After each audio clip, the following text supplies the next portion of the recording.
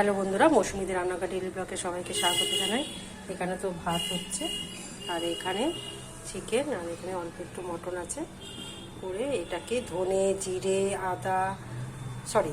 জিরে হলুদ, লঙ্কা, নুন, টক দই, একটু কাঁচা তেল সব দিয়ে দু জায়গায় করেছি। করে এবার মেখে রেখে দেবো। এবার আদা রসুন পেঁয়াজ বাটবো, সেগুলোকে এক এক করে রান্না করব। ব্লগটা দেখতে থাকুন। এটা হচ্ছে আদা চিকেন হবে আজকে।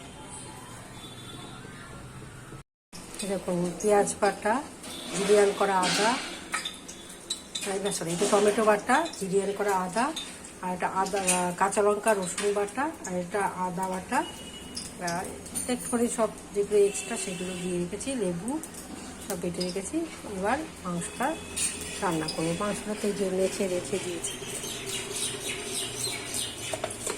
ব্লগটা দেখতে থাকুন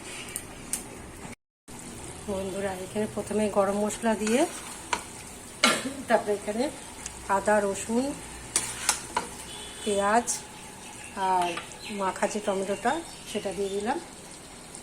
আর এবারে যে জিরিয়ান করা যে আদা আছে, সেই আদাটা চিকেনের মধ্যে দিয়ে দেবো। আগে তো ম্যারিনেট করাই ছিল, ম্যারিনেট করা ওই আদা রসুন পেঁয়াজ টমেটো সব দিয়েছিল।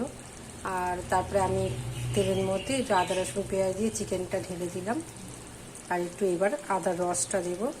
এটা অ্যাকচুয়ালি আদারই চিকেন, মানে আদরাক চিকেন।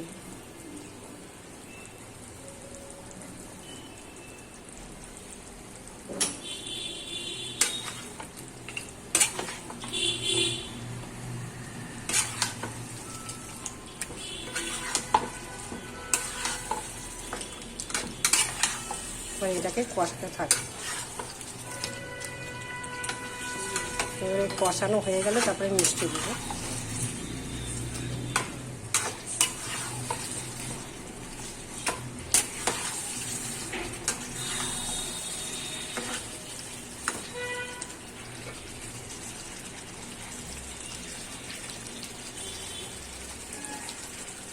এবার কষতে থাকি, ব্লগটা দেখতে থাকি। আমাদের যে আদা চিকেন রেডি। আর উচ্ছে আর ডিম, যে মটনটা করেছি আলু দিয়ে। ব্লগটা দেখতে থাকি। দুপুরে রান্না হয়ে গেলে এবার খাওয়া দাওয়া হবে। ও আর এখানে রায়তা, এখানে দই দিয়ে শসা দিয়ে রেঁধে রায়তা।